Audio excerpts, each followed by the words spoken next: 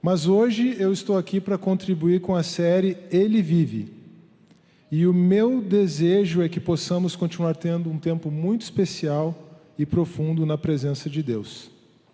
De novo, antes de começar, eu preciso agradecer a vocês pela atenção e agradecer ao pastor Marco pela confiança e pelo convite. O meu desejo sincero é que nesta manhã o Cristo ressurreto manifeste o seu poder entre nós. Ele vive e a sua palavra é viva e eficaz.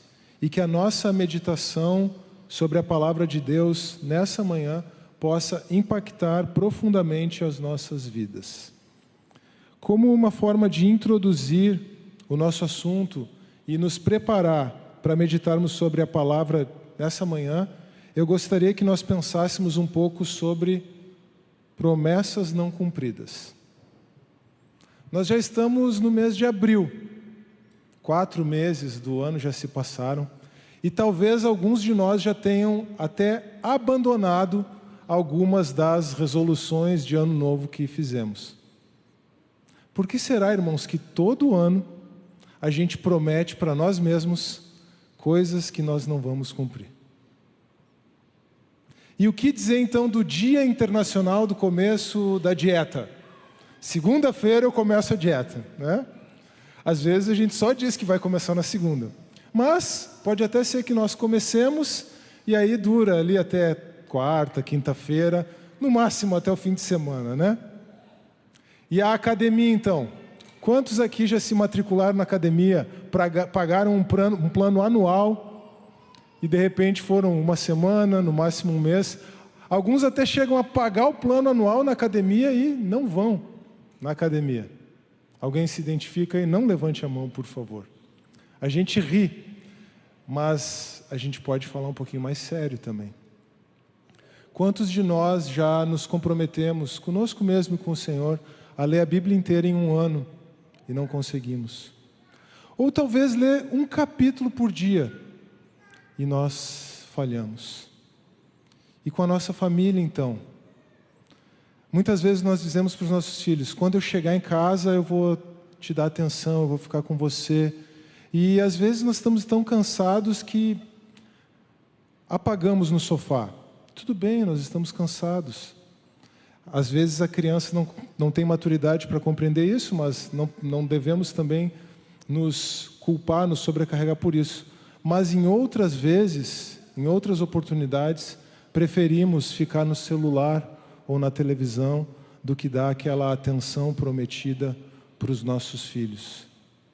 E já que nós estamos falando de família, quantas promessas o marido faz à esposa e a esposa faz ao marido no altar do casamento e acabamos não cumprindo. Mas por que é que eu estou falando de tudo isso? Eu acho que o meu ponto já ficou bastante claro. Por que é que eu estou falando de tudo isso, irmãos? Eu estou falando disso porque uma vez, cerca de 2000 anos atrás, um homem chamado Simão Barjonas, Barjonas aqui é filho de Jonas ou filho de João, tá? Não se assuste. Simão Barjonas fez uma promessa que também não foi capaz de cumprir. Simão era um pescador, mas ele era mais do que um simples pescador. Ele era um líder nato. Era impressionante como este homem era capaz de mover as pessoas. Em praticamente tudo o que ele fazia, ele arrastava pelo menos mais uns 2 ou 3 amigos com ele, quando não, mais pessoas. Mas um dia, Simão encontrou um líder ainda mais impressionante que ele. Jesus, o profeta que muitos afirmavam ser o Messias, se aproximou dele. Após uma noite inteira sem pescar nada, sem pescar nenhum peixe, isso que ele era pescador profissional.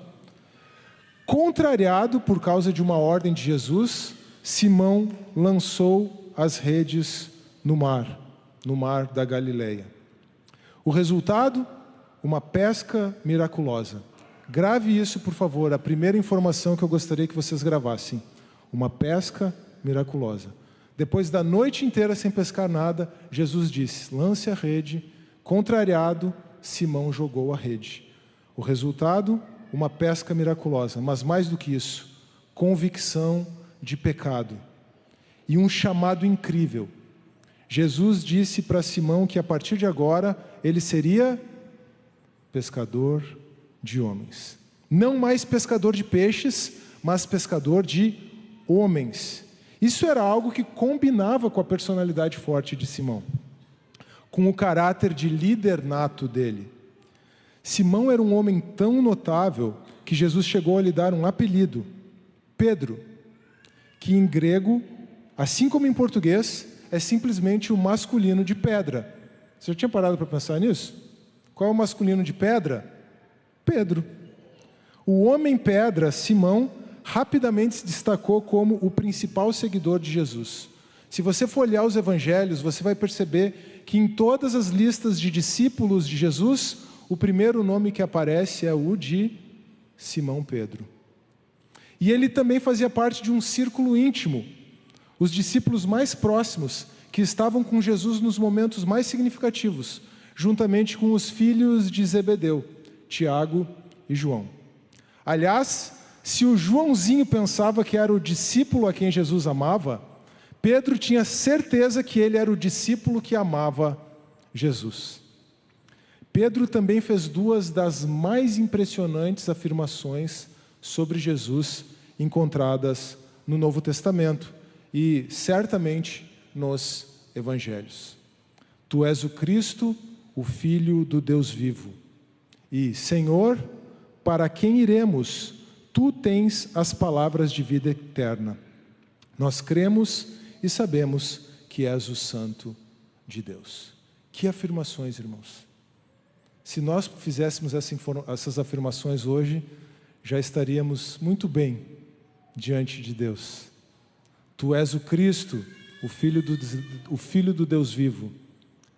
Palavras de Pedro para Jesus. E uma confissão, uma afirmação muito profunda. Para quem iremos? Só tu tens as palavras de vida eterna.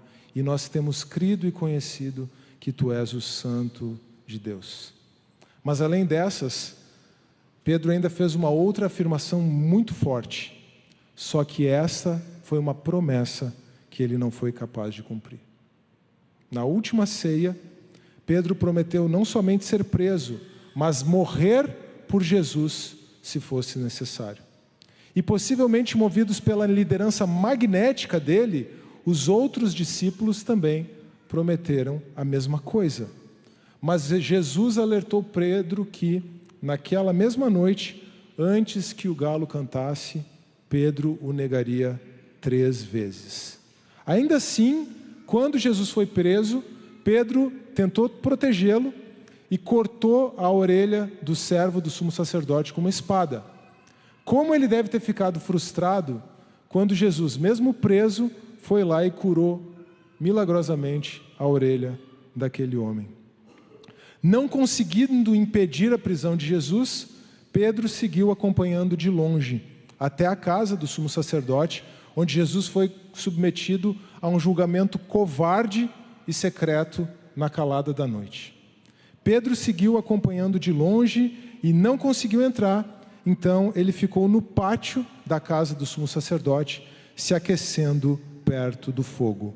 Qual foi a primeira informação que eu pedi para vocês lembrarem?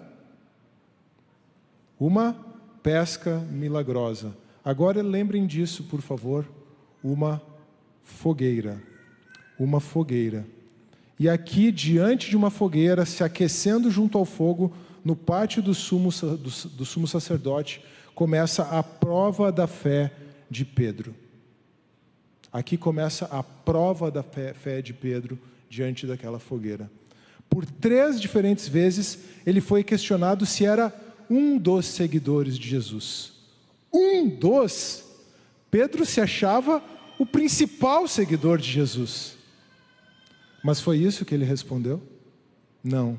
Ali, com medo de uma simples criada, Pedro negou o seu mestre. Aquele que se considerava o principal amigo de Jesus, não um dos, mas o principal seguidor de Jesus. Morrerei por ti se for necessário. Você não é um dos seguidores dele? Não, de jeito nenhum, eu não conheço esse homem. Tá maluco? Imaginem como estava o coração de Pedro naquela noite, enquanto todas essas coisas estavam acontecendo. Aquele homem que horas antes havia afirmado que daria sua vida por Jesus estava ali, como eu mencionei, com medo de uma simples criada, negando que o conhecesse.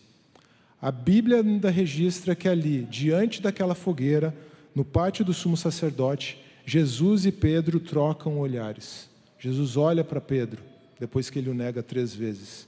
Após olhar para o mestre, ao pé do fogo, Pedro foge. E então ele chora amargamente. Consumido de vergonha, Pedro não prossegue. Ele não consegue mais acompanhar tudo aquilo. O único discípulo presente na crucificação de Jesus, juntamente com as mulheres, é João. Pedro estava arrasado. Ele havia negado ser um seguidor de Jesus. Agora, ele de fato não se sentia mais nem mesmo digno de ser um seguidor de Jesus. E se ele havia negado o Mestre, como ele poderia realizar algo que o próprio Jesus o incumbiu de fazer? Tornando-se um pescador de homens. Como Pedro poderia ter a sua identidade e missão restauradas? Só para ficar um pouquinho mais claro, irmãos, aqui, diante dessa nossa reflexão, qual é a identidade de Pedro? Um discípulo e amigo de Jesus. E qual era a sua missão?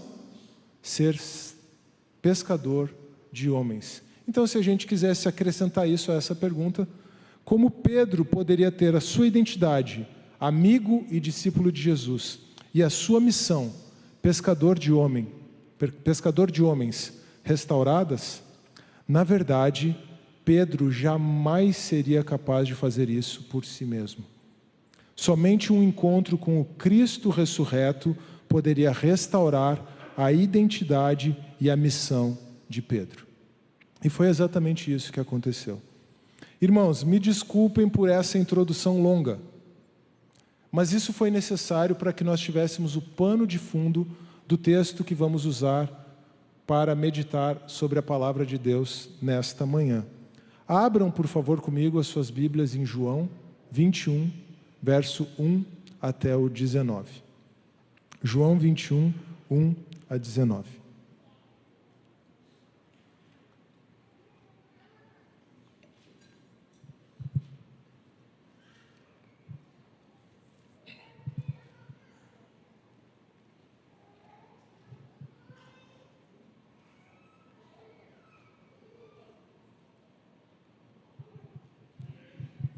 Vou pescar. Não, desculpa. Fui para o 3. Essa frase é importante, mas não é o momento dela ainda. Depois disso... antes disso, irmãos, quais foram os 2 fatos que eu pedi para vocês memorizarem? Uma pesca milagrosa e uma fogueira. Depois disso, Jesus apareceu novamente aos seus discípulos, à margem do mar de Tiberíades. Foi assim. Estavam juntos Simão Pedro, Tomé, chamado Dídimo, Natanael de Caná da Galileia, os filhos de Zebedeu e 2 outros discípulos. Vou pescar, disse-lhes Simão Pedro. Nós também vamos com você, disseram. Eles foram e entraram no barco, mas naquela noite não pegaram nada. Ao amanhecer, Jesus estava na praia, mas os discípulos não o reconheceram. Ele lhes perguntou: Filhos, vocês têm algo para comer? Não, responderam. Ele disse, lancem a rede do lado direito do barco e vocês encontrarão. Assim fizeram, mas não conseguiam recolher a rede por causa da quantidade de peixes. O discípulo a quem Jesus amava disse a Pedro, é o Senhor! Simão Pedro, ouvindo isso, vestiu a capa, pois a havia tirado, e lançou-se ao mar. Os outros discípulos vieram no barco, arrastando a rede cheia de peixes, pois estavam apenas a cerca de 200 côvados da praia. Quando desembarcaram, viram ali uma fogueira, peixes sobre brasas e um pouco de pão. Jesus lhes disse, tragam alguns dos peixes que acabaram de pescar. Simão Pedro entrou no barco e arrastou a rede para a praia. Ela estava cheia, tinha 153 grandes peixes. Embora houvesse tantos peixes, a rede não se rompeu. Jesus lhes disse: venham comer. Nenhum dos discípulos tinha coragem de lhe perguntar: quem és tu? Pois sabiam que era o Senhor. Jesus aproximou-se, tomou o pão e o deu a eles, fazendo o mesmo com o peixe. Esta foi a terceira vez que Jesus apareceu aos seus discípulos, depois de ter ressuscitado dentre os mortos. Depois de comerem, Jesus perguntou a Simão Pedro: Simão, filho de João, ou Bar-Jonas, você me ama mais do que estes? Ele disse: sim, Senhor, tu sabes que eu te amo. Jesus disse: cuide dos meus cordeiros. Novamente, Jesus disse: Simão, filho de João, você me ama? Ele respondeu: sim, Senhor, tu sabes que eu te amo. Jesus disse: pastoreie as minhas ovelhas. Pela terceira vez ele lhe disse: Simão, filho de João, você me ama? Pedro ficou triste, porque Jesus lhe perguntou pela terceira vez: você me ama? E disse: Senhor, tu sabes todas as coisas e sabes que eu te amo. Jesus lhe disse: cuide das minhas ovelhas. Em verdade lhe digo que quando você era mais jovem, se vestia e ia para onde queria, mas quando for velho, estenderá as mãos e outra pessoa o vestirá e o levará para onde você não deseja ir. Jesus disse isso para indicar o tipo de morte com a qual Pedro glorificaria a Deus. Então lhe disse: siga-me. Amém. Vamos orar mais uma vez, irmãos? Pai, diante da tua palavra aqui, diante desta fogueira como Simão estava, diante da presença do Cristo ressurreto, queremos te pedir que tu fales ao nosso coração nesta manhã e damos liberdade ao teu Espírito Santo para fazer aquilo que tu quiseres fazer entre nós. Que sejas tu a falar e não eu, em nome de Jesus. Amém. Tem um aviso ali para o 18 e 24 no PIB Kids. Tá bom? Irmãos, nós podemos resumir esta passagem que lemos em 3 acontecimentos. Primeiro, Pedro volta à sua identidade e atividade anteriores. Depois, o Cristo ressurreto manifesta o seu poder. E por fim, o Cristo ressurreto restaura a identidade e a missão de Pedro. Nós vamos passar rapidamente pelos 2 primeiros pontos para concentrarmos a nossa atenção no terceiro. Pedro estava frustrado. Ele estava frustrado consigo mesmo. Ele havia prometido, como nós já vimos, morrer por Jesus se fosse necessário, mas ele negou o seu mestre e melhor amigo 3 vezes. Ele já tinha se encontrado com Jesus após a ressurreição. Pedro sabia que ele vive, mas Pedro não tinha certeza do que isso significava. Ele lembrava da missão de Jesus: vou fazer de você, Pedro, um pescador de homens, mas não tinha certeza se agora era apto para essa missão. Então Pedro, que era um homem de ação, resolve parar de ficar remoendo os seus pensamentos e decide voltar à sua antiga vida. Ele retoma a sua identidade de pescador e volta a fazer aquilo que ele tinha certeza que sabia fazer. Vou pescar.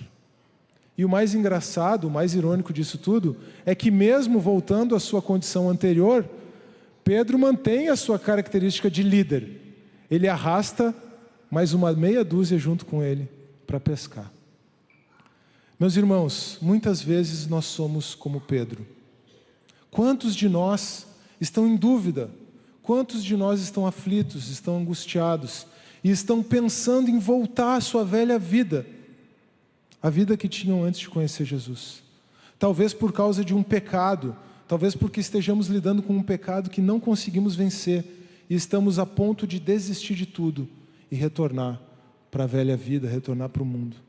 Mas talvez estejamos vencendo alguns pecados e não estejamos conseguindo ter consistência na vida de oração, na vida de leitura da palavra, e aí pensamos, mas já que eu não consigo viver essa vida, será que vale a pena tudo isso? Ou então, irmãos, estamos frustrados conosco, podemos estar frustrados conosco, mas podemos também não estar frustrados apenas conosco, podemos estar frustrados com os outros. Talvez você não tenha feito promessas não cumpridas para você mesmo, mas você esteja frustrado com promessas que fizeram a você e que não foram cumpridas. Talvez muitas vezes possamos estar pensando em desistir, em voltar atrás, em abandonar o Senhor por conta de ofensas, de promessas não cumpridas, de frustrações com a igreja e com os nossos irmãos em Cristo. Isso também pode acontecer.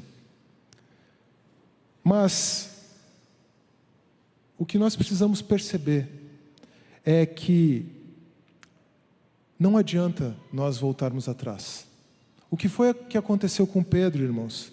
Ele conseguiu retornar à sua atividade anterior, à sua vida anterior? Não. Aquela angústia emocional, Pedro só conseguiu acrescentar frustração. Ele passou a noite inteira no barco, mas não conseguiu pegar nenhum peixe. Logo ele, que era um pescador profissional.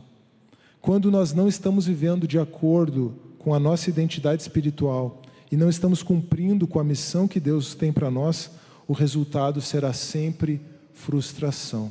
Então a primeira lição que Pedro nos deixa é que não há como voltar atrás. Se Jesus chamou você, se você está caminhando com Ele, não pense em voltar à sua velha vida. Ou melhor, é inevitável que pensemos, mas esse não é o caminho. Não é isso que Deus tem para nós. Então, diante de toda essa frustração, é que o Cristo ressurreto manifesta o seu poder. Jesus faz o que Pedro não foi capaz de fazer. Meus irmãos, com a nossa vida também é assim. Jesus só irá manifestar o seu poder, o poder da sua ressurreição, quando nós esgotarmos os nossos recursos naturais.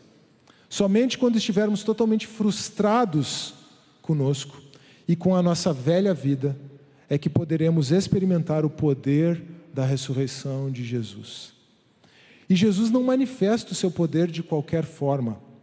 Ele leva Pedro de volta ao milagre do seu chamado, a pesca milagrosa.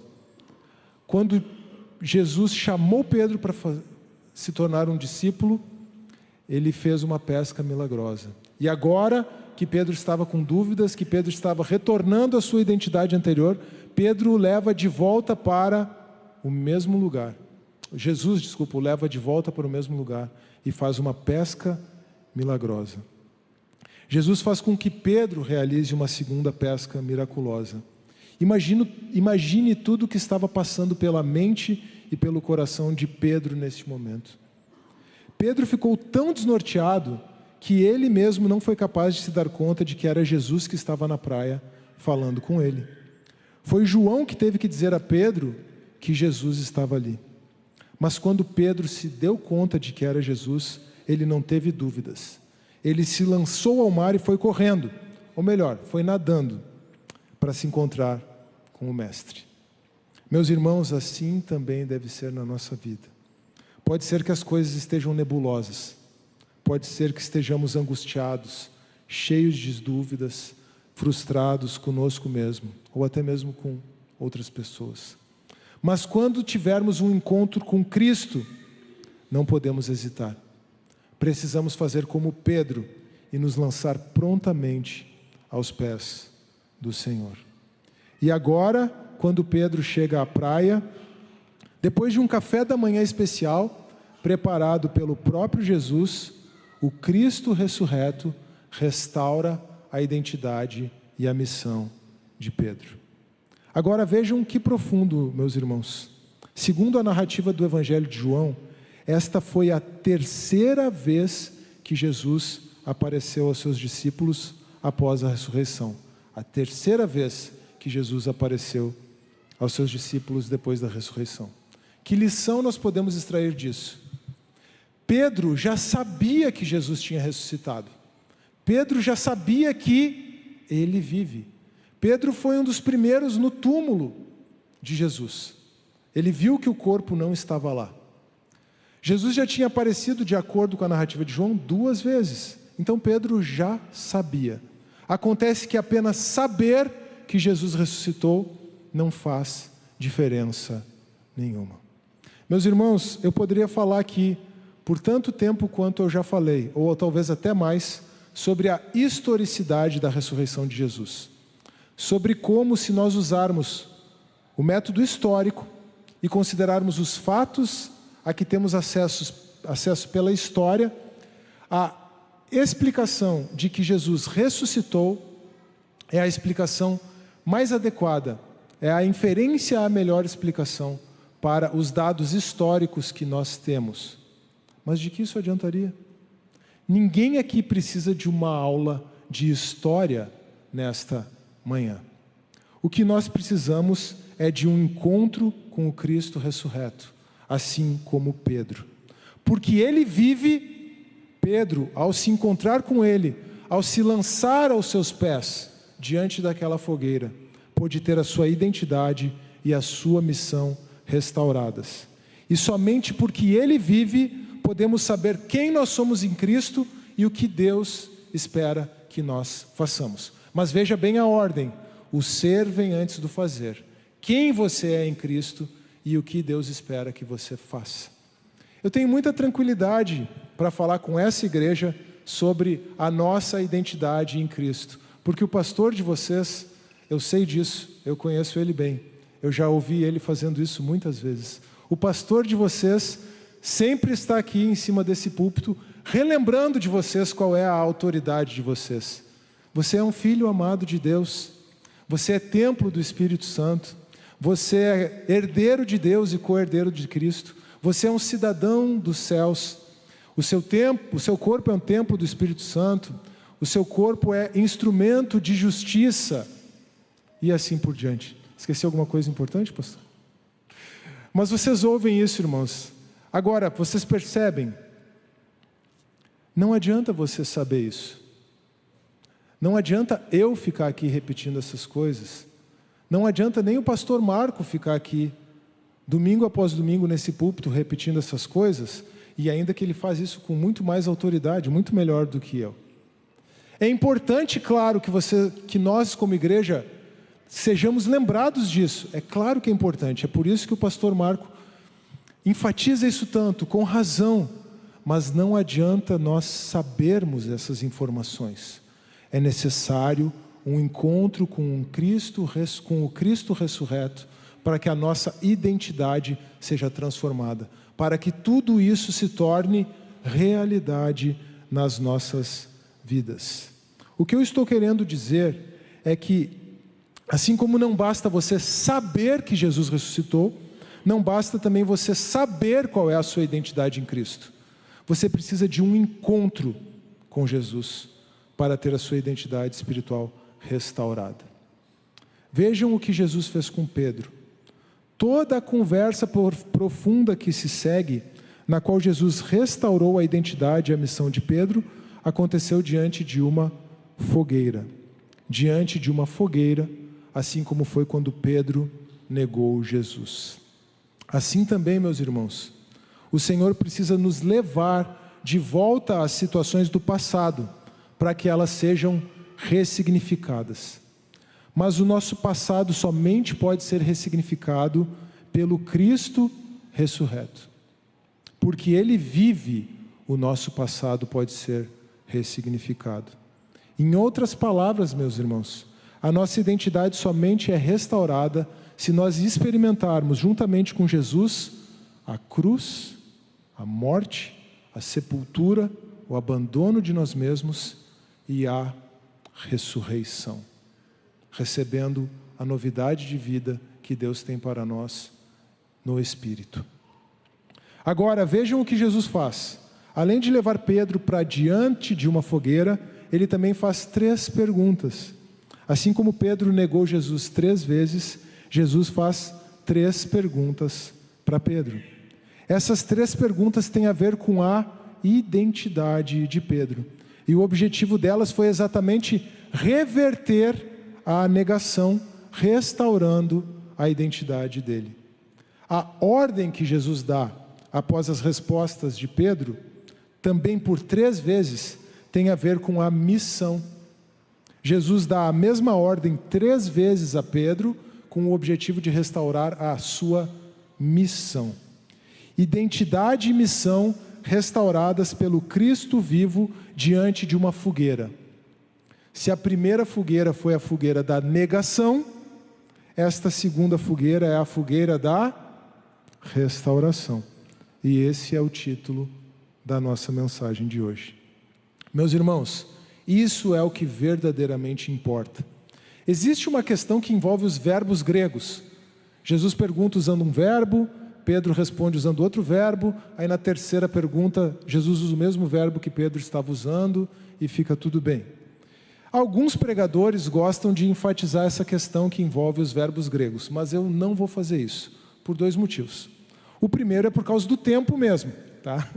Mas, mais do que isso, eu não tenho certeza de que a distinção que muitos gostam de apontar, que envolve esses verbos, está de acordo com o grego, se sustenta diante do grego do Novo Testamento e mesmo diante do contexto desta passagem. Então, não precisamos nos concentrar nisso. Precisamos nos concentrar naquilo que realmente importa, que é esse processo de restauração de Pedro diante da fogueira. O que realmente importa é a pergunta que Jesus fez a Pedro por 3 vezes. Qual foi a pergunta que ele fez? Simão, filho de João, você me ama? E agora, irmãos, nós estamos aqui, no poder do Espírito, diante do Cristo ressurreto, e podemos imaginar Ele fazendo a mesma pergunta a cada um de nós? Pedro, você me ama? Jonathan, você me ama? Mateus, você me ama? Pablo, você me ama? Raí, você me ama? Carlos, você me ama? Você me ama? Você me ama? Podemos responder como Pedro: Senhor, Tu sabes todas as coisas.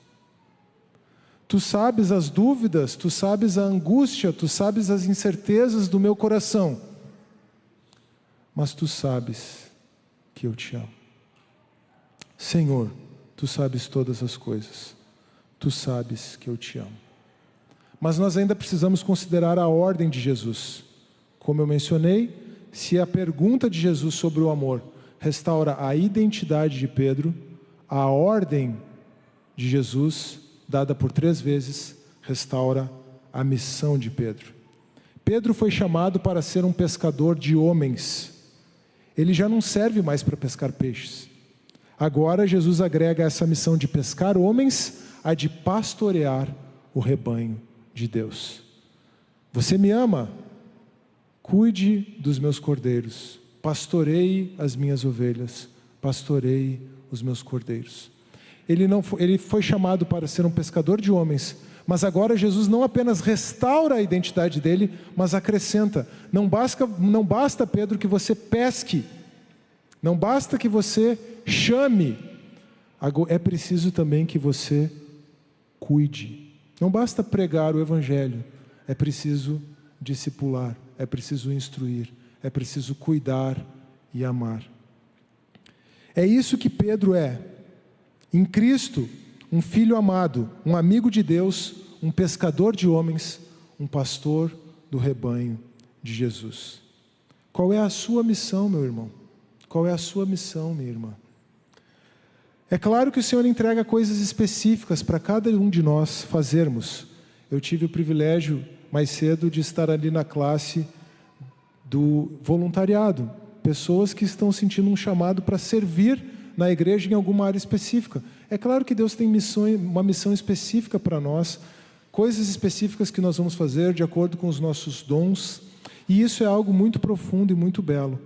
Mas todos nós somos chamados, assim como Pedro, a partir da nossa identidade como filhos de Deus, como discípulos de Jesus, como amigos de Jesus, todos nós somos chamados, assim como Pedro, a pregar o Evangelho. Uma pessoa que o Espírito Santo coloque no seu coração para você orar e jejuar por ela, como o pastor Marco nos encorajou nesta manhã. Somos chamados a pregar o Evangelho, mas também a cuidar em amor uns dos outros. Agora, entendam isso, irmãos. Nem todos nós temos o chamado para exercer o ofício pastoral na igreja, assim como o Pedro ou o pastor Marco. Mas todos nós somos chamados para pregar o Evangelho e para cuidarmos uns dos outros em amor. Diante da fogueira, o Cristo ressurreto restaura a identidade e a missão de Pedro. E que marca isso deixou nele, meus irmãos? Já perto do final da sua vida, Pedro escreveu sobre a prova da nossa fé, que é muito mais valiosa do que o ouro. E essa prova da nossa fé são as tribulações pelas quais nós passamos. A nossa fé, ela é muito mais valiosa do que o ouro. A prova da nossa fé são as tribulações que nós passamos, mas Pedro escreve em 1 Pedro 1,7 que como o fogo refina o ouro, as tribulações então servem para provar a nossa fé. Então, Pedro acrescenta àquela fogueira da restauração a compreensão de que nós temos a fogueira, o fogo das adversidades, das provações. Na última quinta-feira, nós vimos em 1 Pedro 2,21. Lembra que eu falei que 1 Pedro é uma carta muito interessante de se estudar? Nós vimos em 1 Pedro 2,21 o caderno de caligrafia de Jesus. Hoje, nós podemos perceber nessa mesma carta, Pedro já velho, em Roma,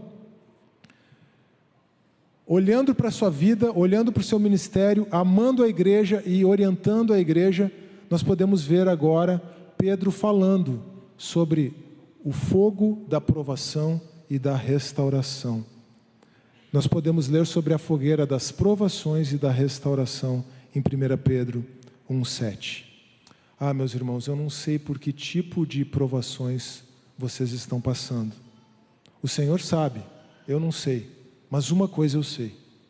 Todas essas provações só têm por objetivo levar vocês para diante da fogueira da restauração, para que tenhamos um encontro, para que você possa ter um encontro com o Cristo ressurreto, e porque Ele vive, você tenha a sua identidade e a sua missão restauradas.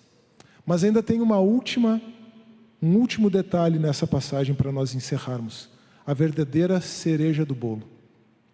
Vocês lembram que na véspera da crucificação, Pedro prometeu morrer por Jesus se fosse necessário? Nós já sabemos que ele não conseguiu cumprir a sua promessa. E dedicamos esta manhã a compreender como o Cristo ressurreto restaurou a identidade e a missão de Pedro. Como Pedro participou diante daquela fogueira da restauração, ou melhor, da ressurreição de Jesus e foi restaurado. Agora o que Jesus faz, Ele faz por completo. Aquilo que Pedro não seria capaz de fazer sozinho, agora, após um encontro com o Cristo ressurreto, Jesus que vive vai fazer de fato aquilo acontecer. Jesus profetizou sobre o gênero de morte com o qual Pedro iria glorificar a Deus. E que gênero de morte foi esse? Pedro foi preso por Nero, o imperador romano que desencadeou a primeira perseguição imperial oficial contra a igreja. E ele foi condenado à morte, simplesmente por ser um seguidor de Jesus, por ser o principal líder da igreja naquele momento. Mas Pedro estava muito tranquilo. Ele sabia que Jesus tinha dado o exemplo. Ele escreveu mais uma linda página no caderno de caligrafia deixado por Jesus. Pedro foi condenado à cruz, mas não se considerando digno de morrer como seu Senhor, Pedro fez um pedido inusitado. Nunca antes o Império Romano tinha visto algo assim. Segundo a tradição da igreja, Pedro pediu para ser crucificado de cabeça para baixo. O encontro com o Cristo ressurreto restaurou a identidade e a missão de Pedro e fez com que ele cumprisse a sua própria palavra de um modo que ele mesmo, Pedro, jamais conseguiria imaginar e jamais seria capaz de fazer sozinho, sem o poder do Espírito Santo. Com que tipo de morte Pedro haveria de glorificar a Deus? Que tipo de coisas nós podemos fazer para glorificar a Deus? Nós podemos já ter feito muitas promessas que não cumprimos, mas porque Ele vive, podemos fazer o caminho de volta e cumprir essas promessas de um modo surpreendente no poder do Espírito Santo e fazer ainda mais do que nós já prometemos ou do que jamais poderíamos imaginar fazer para o Senhor. A verdade é que nós sequer podemos imaginar o que Deus pode fazer por nosso meio, mas nós só alcançaremos isso se vivermos uma vida na presença de Deus, tendo a nossa identidade transformada e a nossa missão ressignificada. Ele vive, é o tema dessa série de mensagens. E o Cristo vivo está hoje aqui, perguntando a cada um de nós: você me ama? Você me ama? Você me ama? Após relembrarmos fatos importantes da vida de Pedro, em especial as 3 vezes que ele negou Jesus, nós consideramos o texto de João 21, 1 a 19. Diante de uma fogueira, revertendo todo o processo da negação, Jesus pergunta 3 vezes a Pedro: você me ama? Restaurando a sua identidade. E o mandamento que ele repete por 3 vezes restaura a sua missão como pastor do rebanho de Deus. Como nós podemos viver na presença de Deus e fazer a sua obra, meus irmãos? O Cristo ressurreto restaura a nossa identidade e missão. Ele vive e está aqui entre nós hoje, perguntando: você me ama? Você me ama? Você me ama? Qual a sua resposta a Jesus nesta manhã? Neste momento eu gostaria de me dirigir a alguém que pode estar aqui pela primeira vez ou que já tenha frequentado, que já esteja frequentando aqui há mais tempo, mas que foi impactado pela palavra de Deus nesta manhã e que quer responder a Jesus pela primeira vez hoje: eu te amo. Podem haver pessoas aqui que estejam tendo hoje pela primeira vez um encontro com o Cristo ressurreto. Ele vive e hoje, nesta manhã, você compreendeu qual é a sua verdadeira identidade como filho de Deus em Cristo. Você quer deixar a sua velha vida para trás e começar tudo de novo, caminhando com Jesus. Ele vive, Ele é Rei e Senhor. Hoje você pode ter compreendido isso de forma muito especial e você quer entregar a sua vida a Jesus. Se você quer neste momento fazer uma oração entregando a sua vida para Jesus, afirmando: Jesus, tu sabes todas as coisas, tu sabes que eu te amo, eu compreendo o valor da tua morte e da tua ressurreição, e eu entrego a minha vida para ti. Se você quer fazer uma oração assim neste momento, pela primeira vez nesta manhã, eu peço que você repita esta oração comigo. Toda a igreja pode fechar os olhos, por favor? E se há alguém que quer fazer essa oração hoje pela primeira vez, eu convido a repetir essas palavras: Senhor Jesus, eu reconheço que tu estás vivo. Eu compreendi o teu amor por mim. Tu morreste na cruz para perdão dos meus pecados, mas tu ressuscitaste para me dar vida. Eu reconheço que a minha vida sem ti é sem sentido, só frustração e promessas não cumpridas. Mas eu sei que tu tens uma nova identidade e um novo propósito para a minha vida. Jesus, eu te amo. Eu peço perdão dos meus pecados. Eu te reconheço como meu Senhor e Salvador.